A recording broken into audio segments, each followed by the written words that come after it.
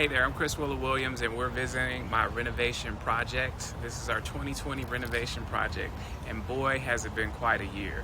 Obviously, when you start a project, just about anything can happen, and you don't know what to expect. There's going to be all kinds of roadblocks, speed bumps, different things that happen through the course of a renovation, and that has been true of this one. I mean, there's a friggin' global pandemic. Who would have expected that? Now, that pandemic occurred, and kind of spread right after we closed on the property. So we were down for 2 months, just kind of waiting so we could safely have people come in and out. Now, we did have a few independent contractors come out and give us quotes, but we really couldn't get going at starting work the way we wanted to. We also had someone break into the property and try to steal the electrical wiring and also the copper from the HVAC system. So they caused a lot of damage, which of course increased our costs. Then after that, we got ourselves going. After a couple months of being shut down, we got moving. We hired a drywall contractor, which was referred to as Drywall Contractor.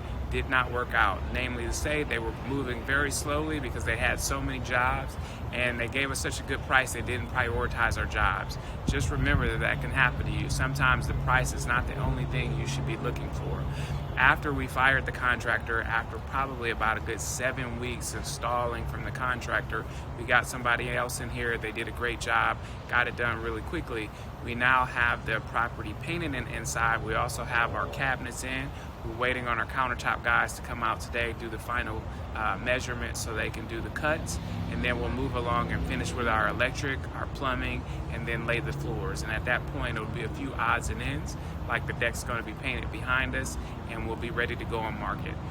At this point, we're toward the end of the year, which, in my opinion, when you're in an up-and-coming neighborhood, is not necessarily the best time to list. So we're evaluating whether or not we're going to wait to put it on the market until after the new year starts, or we'll be doing it at the end of the year. It is an election year, which is also the next 2020 thing.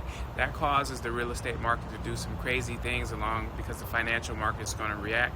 So we'll be watching carefully and trying to make the best decision about when it's right for us to jump into this double dutch, which is called the real estate market.